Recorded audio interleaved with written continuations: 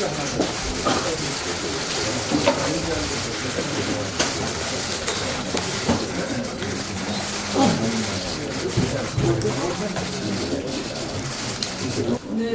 노무현 전 대통령 서거 10주기입니다.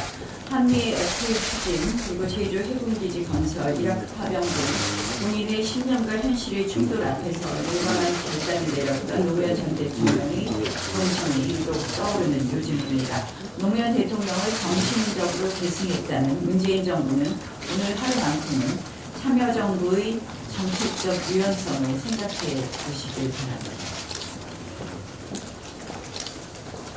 오늘 약간 현안 한 개 더 말씀드리겠습니다. 문재인 정부의 친노조 본성이 발동하고 있습니다. 경제에 미칠 심각한 악영향과 부작용 우려에도 불구하고 ILO 협약 국회 비준안을 제출하겠다고 합니다. 일단 국회에 보내면 뭐든 나올 것이라는 기대, 입법부를 정권의 커피 자판기쯤으로 여기는 그런 형태가 아닌가 이렇게 생각합니다. 현 정부가 비준을 추진하겠다는 협약은 결사의 자유와 관련된 제87호와 98호 강제노동 문제를 담은 제29호 등 3개 협약입니다. 사실상 이것이 강성노조를 키워줄 수 있고 또 전교조 합법화 플랜의 일종이라고 봅니다.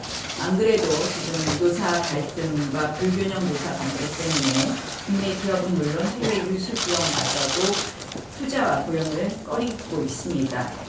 이와 관련해서 여러 가지 보완책 만들기 없이 한마디로 일단 노조 편들기만 하겠다는 것으로 보입니다.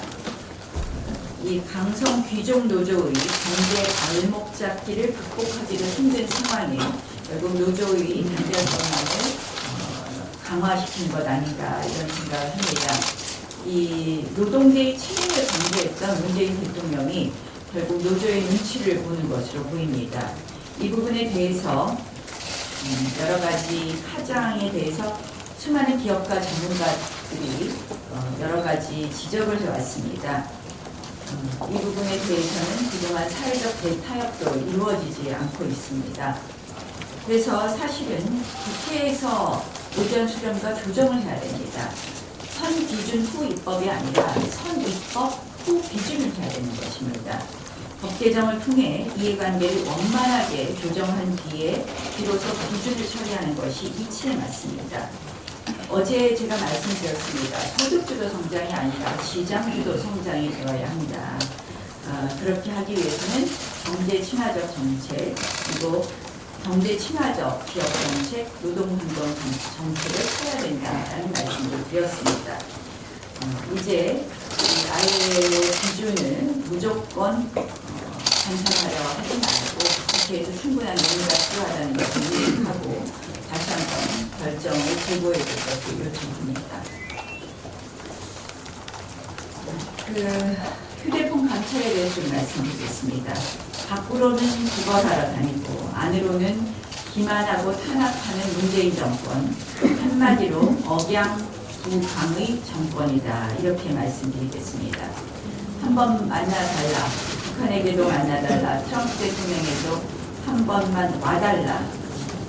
정말 구걸 남북 정상회담에 이어서 구걸 방안 아니었나 하는 모습입니다. 그런데 이러한 트럼프 대통령 당일 일정에 어떻게든 이제 띄워넣기 하다가 여러 가지 한미 동맹의 문제를 이제 한미 동맹이 파탄난 것을 포장하기 위해서 이 노력을 한 것 같습니다. 그래서 트럼프 대통령과 어떻게든지 한번 악수 한 장 사진 보여주려고 했던 것 아닌가 이런 생각을 합니다. 그런데 이 트럼프 대통령과의 이 한미 정상 간에 어떠한 내용이 오고 가느냐, 저는 국민의 알 권리 부분이 있지 않나 이런 생각을 합니다. 우리가 밝혀낸 내용들 보면 결국 그리고 폭로된 내용들을 보면 이 정권의 굴욕 외교와 국민 선동의 실체를 일깨워준 공익 제보 성격이 강하지 않나 이렇게 봅니다. 고민정 청와대 대변인이 말씀한 걸 기억하실 겁니다. 뭐라고 했습니까? 사실과 달라, 무책임하다, 근거가 없는 주장이다, 이렇게 이야기했습니다.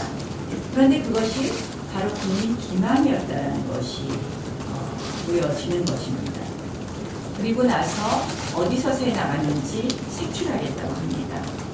책임은 공무원에 뒤집어 씌우고 지금 국민을 속인 부분에 대해서는 의아무야 넘어가고 있습니다. 행정감찰, 이미 제출을 가장한 사실상 공무원의 탄압도 지금 심각한 문제입니다. 이것은 공무원에 대한 기본권 침해이자 인권 유린입니다. 미국에서는 이미 휴대폰은 개인 블랙박스다 이렇게 간주해서 휴대폰 조사 절차의 엄격성을 매우 강조하고 있습니다. 기관의 휴대폰 조사 과정에서 빚어낼 수 있는 광범위한 사생활 침해 우리가 또 같이 봐야 합니다.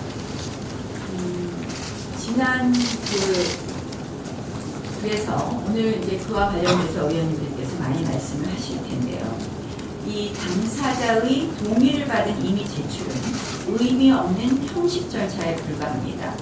사실상 강요된 동의에 의한 강제 제출일 뿐입니다.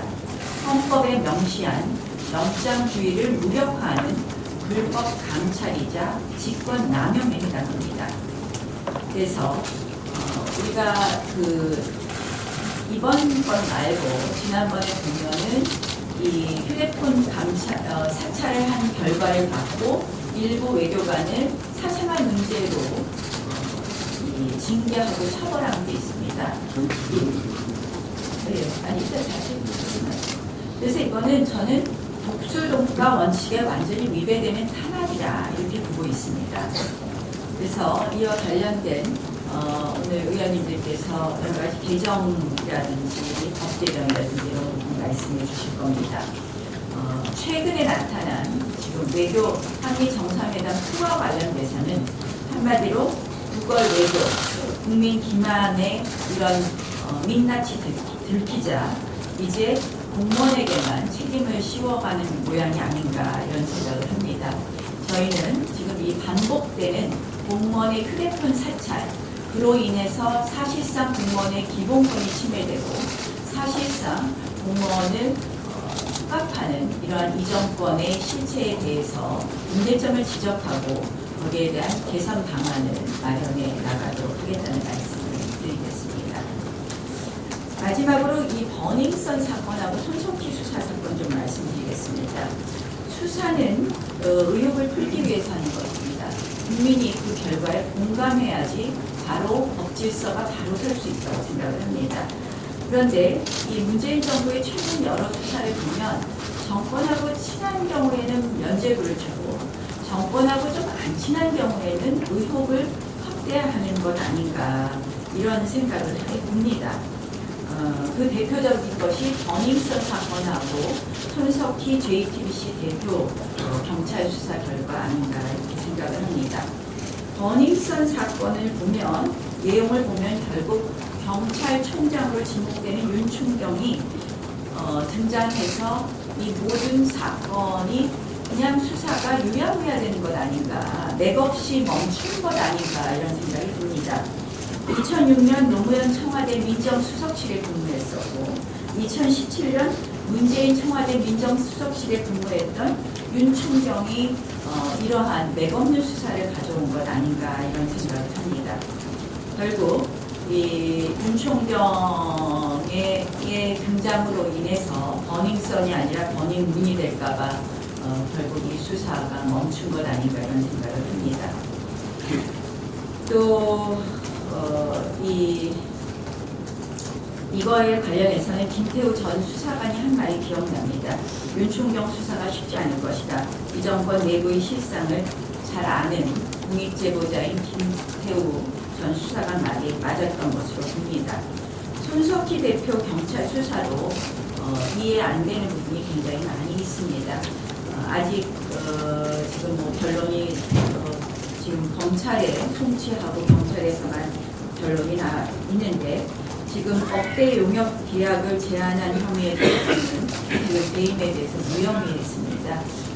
선뜻 납득이 가지 않습니다. 결국 이 정권과 가까운 언론에 대해서는 가족이 수사 아닌가 이렇게 보여집니다. 청와대와 정부 여당에게 촉구합니다. 진실은 언젠가 드러납니다. 잠시 권력의 힘으로 멈출 수 있을지는 모르지만 영원히 그 진실을 가릴 수는 없습니다. 봐주기 수사 진실을 밝혀내야 할 것입니다.